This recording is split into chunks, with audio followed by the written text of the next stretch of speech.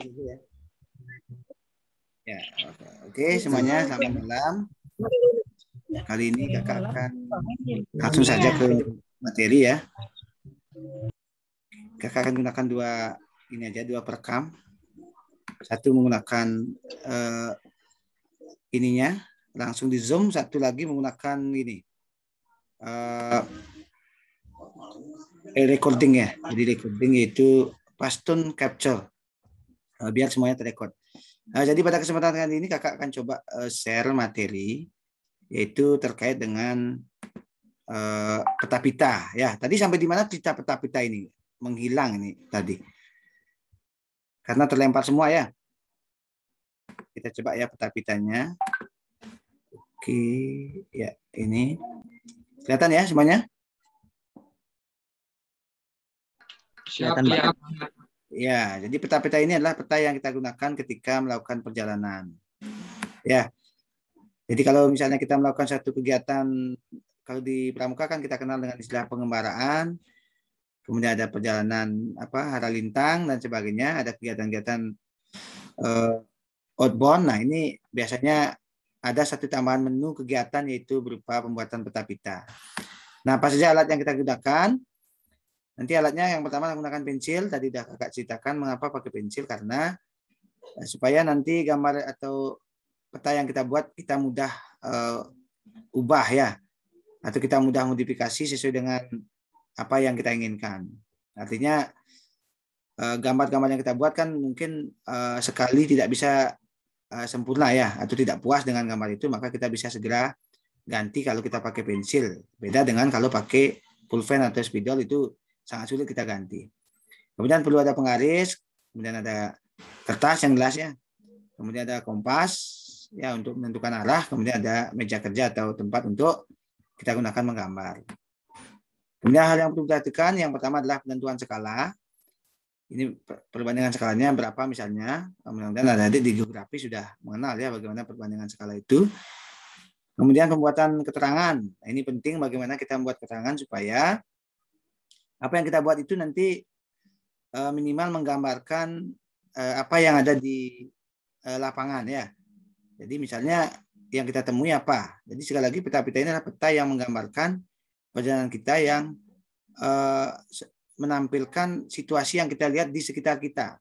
Biasanya di kanan dan kiri kita sedang dalam perjalanan. Nah itu biasanya yang paling penting ya. Jadi kita akan membuat keterangan dari gambar yang kita buat. Kalau misalnya bangunan seperti apa nanti gambarnya. Kalau itu berupa tanah lapang, berupa sungai dan sebagainya, itu ada bentuk-bentuk gambar yang mudah-mudahan tidak masalah ya. Oke, baik. Kita lanjut lagi. Nah ini meeting audio Mei. Mudah-mudahan terrekod juga ya. Oke, kita lanjut lagi dengan penulisan arah. Nah, jadi bagaimana kita menyepakati ya pada saat buat peta itu arah utara, selatan dan sebagainya dengan tepat ya. Pokoknya arah dari mata angin ya. Kemudian tapi biasanya sih kita pakai patokan satu arah ya, supaya nanti arah yang lain kita menyesuaikan dengan penggunaan kiblatnya. Kemudian jarak. Nah, jadi jaraknya bagaimana yang sesuai dengan skala yang sudah kita sepakati. Kemudian berikutnya waktu. Jadi setiap waktu yang kita lewati dari satu jarak ke jarak yang lain, ya kita pastikan kita tulis dalam peta itu. Kemudian arah itu biasanya kita tuliskan berdasarkan titik belokan yang kita temui di setiap tahap atau di setiap pos. Nah, itu biasanya kita sudah mulai menentukan arahnya kemana. Nah, sebagai gambaran seperti ini. Nah, ini.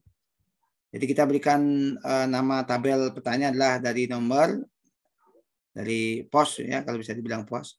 Kemudian waktu, mulai dari start sampai dengan pos ke berikutnya. Jarak dari start ke pos berikutnya berapa. Kemudian arah. Nah, ini penting ya. Jadi kita pastikan arah utaranya di sini, nanti tinggal menyesuaikan. Berarti kalau ke sini, ke timur, laut, nah, dan lain sebagainya. Kemudian ini yang maksud dengan perjalanannya ya. Jadi kalau misalnya ini perjalanannya adalah misalnya pertama dari start dari sekolah, nah berarti mulai startnya ya itu sebelah kirinya apa, sebelah kanannya apa, itu ya. Jadi sebelah kirinya misalnya ya, kalau startnya kita di sekolah kan sebelah kiri kita adalah tembok misalnya, sebelah kanannya apa, rumah penduduk, kemudian sampai di jalan. Itu kalau kita bayangkan dengan kegiatan kita di sekolah ya, kalau startnya sekolah, berjalan kemana arahnya, apakah mau ke timur atau ke barat. Nah, itu nanti sebelah kiri kanannya apa, itu yang harus kita gambarkan dan kita berikan keterangan apa maksud dari gambar kita. Nah, jangan sampai kita buat gambar kita tidak tahu keterangannya ya.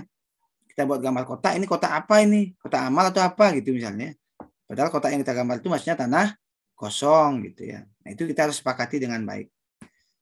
Oke, nah itu maksud dari peta-peta ini. Kenapa kita buat peta-peta? Nah, supaya kita bisa menggambarkan perjalanan kita, kemudian kita bisa tahu bagaimana situasi di sekitar kita.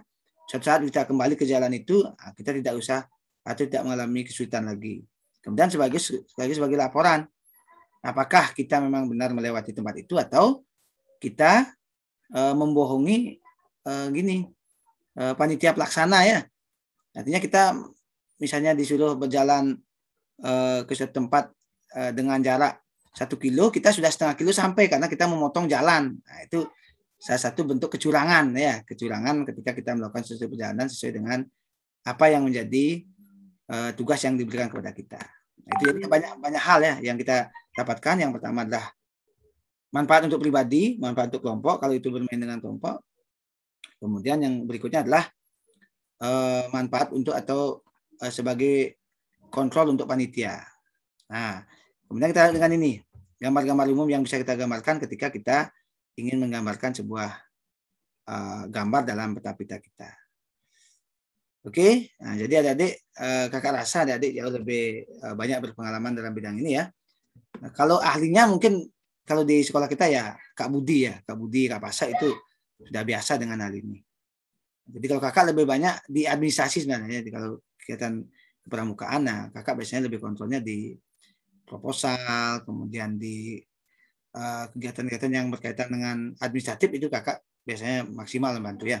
Tapi kalau masalah lapangan sekali lagi kakak lebih condong nanti yang berpengalaman banyak adalah Kak Budi sama Kak Pasa ya, itu sudah tidak perlu dikhawatirkan lagi dengan kalian beliau di bidang kepramukaan ya.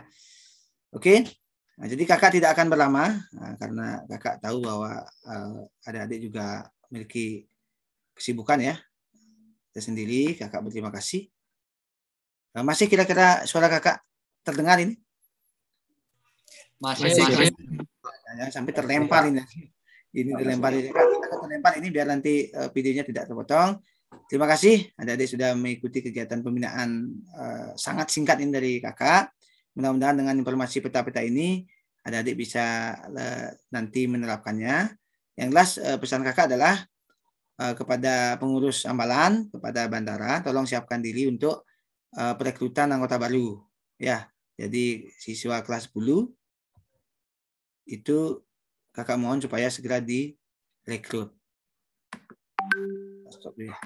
Nah lagi nih terlempar ini. Aduh. Oke, kakak cukupkan ya karena terlempar. Terima kasih. Akhiri dengan Om Santi. Om Santi, Santi.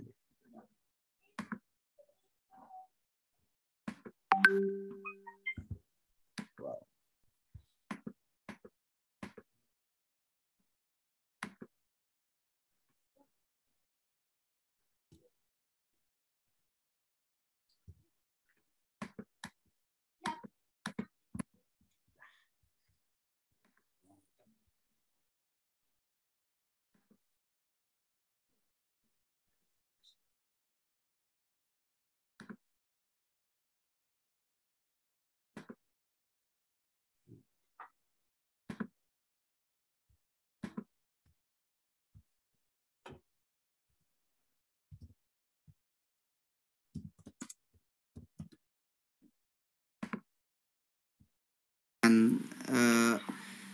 Ininya langsung di zoom, satu lagi menggunakan ini recording ya. Jadi recording yaitu paston capture biar semuanya terrekod. Jadi pada kesempatan kali ini kakak akan coba share materi yaitu terkait dengan peta pita. Ya, tadi sampai di mana cerita peta pita ini menghilang ini tadi? Karena terlempar semua ya. Kita coba ya peta pitanya. Oke, ya ini kelihatan ya semuanya? Siap. Ya, jadi peta-peta ini adalah peta yang kita gunakan ketika melakukan perjalanan. Ya, jadi kalau misalnya kita melakukan satu kegiatan, kalau di pramuka kan kita kenal dengan istilah pengembaraan, kemudian ada perjalanan haralintang dan sebagainya, ada kegiatan-kegiatan outbound. Nah, ini biasanya ada satu tambahan menu kegiatan yaitu berupa pembuatan peta pita. Nah, apa saja alat yang kita gunakan? Nanti alatnya yang pertama menggunakan pensil. Tadi sudah kakak ceritakan mengapa pakai pensil, karena supaya nanti gambar atau peta yang kita buat kita mudah ubah ya, atau kita mudah modifikasi sesuai dengan apa yang kita inginkan. Artinya gambar-gambar yang kita buat kan mungkin sekali tidak bisa sempurna ya, atau tidak puas dengan gambar itu, maka kita bisa segera ganti kalau kita pakai pensil. Beda dengan kalau pakai pulpen atau spidol, itu sangat sulit kita ganti. Kemudian perlu ada penggaris, kemudian ada kertas yang jelas ya, kemudian ada kompas,